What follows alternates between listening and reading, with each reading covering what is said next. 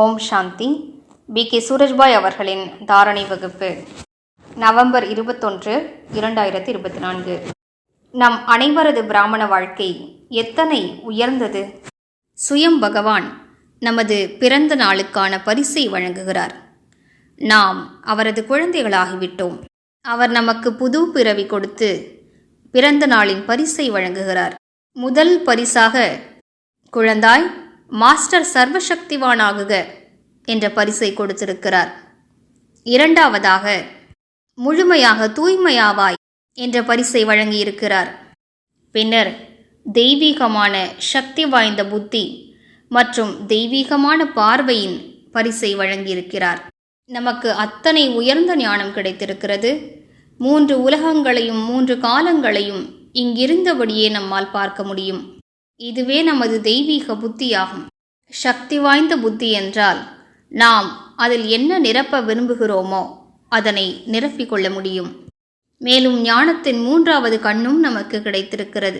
எப்போது வேண்டுமானாலும் நாம் பரந்தாமத்திற்கு சென்று அதனை பார்க்க முடியும். எப்போது வேண்டுமோ சூக்ஷ்ம உலகை தெளிவாக பார்க்க முடியும். எப்போது வேண்டுமோ ஸ்வர்க்கத்தில் நமது சொரூபத்தை தெளிவாக பார்க்க முடியும். 4 யுகங்களிலும் நமது ஹீரோ நடிப்பை பார்க்க முடியும். இவை அனைத்தும் தெய்வீகமான கண்ணால் நமக்கு கிடைத்திருக்கிறது. பகவானை பார்க்கக்கூடிய தெய்வீகமான கண்கள் நமக்கு கிடைத்திருக்கின்றன. இது எத்தனை பெரிய விஷயம்!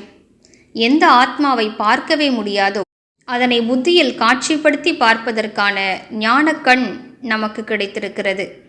இந்த பரிசுகள் மிகுந்த அன்போடு நமது பரம தந்தை நமது பிறந்த நாளுக்காக வழங்கியிருக்கிறார். ஒருவர் மிகச்சிறந்த குழந்தை என்றால் ஒவ்வொரு பிறந்த நாளுக்கும் அவருக்கு பரிசு கிடைக்கிறது. நம் ஒவ்வொருவருக்கும் தனிப்பட்ட பிறந்த நாட்கள் இருந்தாலும் சிவ ஜெயந்தி பண்டிகையானது நம் அனைவருக்கும் கூட்டு பிறந்த நாள் என்றே கூறலாம். நாம் இந்த தெய்வீக புத்தி மற்றும் தெய்வீக கண்களுடைய பரிசை பாபாவிடமிருந்து பெற்றுக்கொண்டோமா? அவரோ நம் அனைவருக்கும் வழங்கிவிட்டார். ஆனால் நாம் அதனை ஏற்றுக்கொண்டிருக்கிறோமா? நாம் அதனை ஏற்றுக்கொண்டோம் என்றால், அதனை சரியாக பராமரித்திருக்கிறோம் என்றால், இந்த பரிசானது மிக உயர்ந்த விலை மதிக்க முடியாத விஷயமாகும். இந்த பரிசினை முழு நாளும் நம்முடனேயே வைத்துக் கொள்வோம். அனைவருக்கும் புத்தி இருக்கிறது. ஆனால் நமக்கோ பகவான் மூலமாக கொடுக்கப்பட்ட தெய்வீக புத்தி இருக்கிறது. அனைவருக்கும் கண்கள் இருக்கின்றன. ஆனால் நமக்கோ வரங்களின் வள்ளல், விதியை உருவாக்குபவர், அதிர்ஷ்டத்தை உருவாக்குபவர், தெய்வீக பார்வையை வழங்கும் தந்தையின் மூலமாக கிடைக்கப்பெற்ற தெய்வீக கண் நம்மிடம் இருக்கின்றது. இந்த 3வது கண் நம்மிடம் மட்டும்தான் இருக்கிறது. இதனை பயன்படுத்தி ஆன்மீகமான விஷயங்களை பார்ப்பதற்கான பயிற்சி செய்வோம்.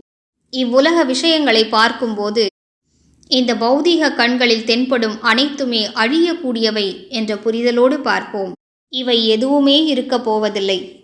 சத்யுகத்தில் அனைத்துமே புதிதாக இருக்கும், தெய்வீகமானதாக இருக்கும், மிகச் சிறந்ததாக இருக்கும். ஆத்மாக்கள் மட்டுமே அழிவற்றவர்கள். எனவே அனைவரது நெற்றியிலும் ஜொலிக்கக்கூடிய மணிகளை காண்போம். இதன் மூலம் நமது புத்தியின் தெய்வீக தன்மை அதிகரிக்கும்.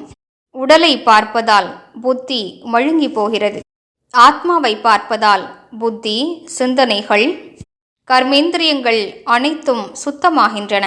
இவ்வாறு நமது தெய்வீக கண்ணை பயன்படுத்துவோம். மேலும் நமது புத்தியை சுத்தப்படுத்துவோம். ஏற்கனவே புத்தியில் நிரப்பியிருக்கக்கூடிய அழுக்குகளை நீக்கிவிடுவோமானால், பாபா கூறுவதைப் போன்று, எவ்வாறு மாய வித்தை காட்டுபவர்கள் கைகளின் சுத்தத்தினால் அற்புதங்களை செய்கிறார்கள், அதுபோன்று உங்களது புத்தியை நீங்கள் சுத்திகரித்தால் அது பலவிதமான அற்புதங்களை செய்விக்கும் என்று பாபா கூறியிருக்கிறார். அதை போன்று நமது புத்தி அற்புதங்களை செய்ய தொடங்கும். எனவே வாருங்கள், புத்தியினை சுத்திகரிப்போம். அனைவருக்காகவும் அதில் சுப பாவனைகளை நிரப்பிக்கொள்வோம். அனைவருக்காகவும் நன்மை அளிக்கும் பாவனையை அதில் நிரப்பிக்கொள்வோம். இன்று முழு நாளும் நமது தெய்வீக கண்ணையும் தெய்வீக புத்தியையும் பயன்படுத்துவோம். கீழே பார்ப்போம். அனைவரது நெற்றியிலும் ஜொலிக்கக்கூடிய மணியை காண்போம்.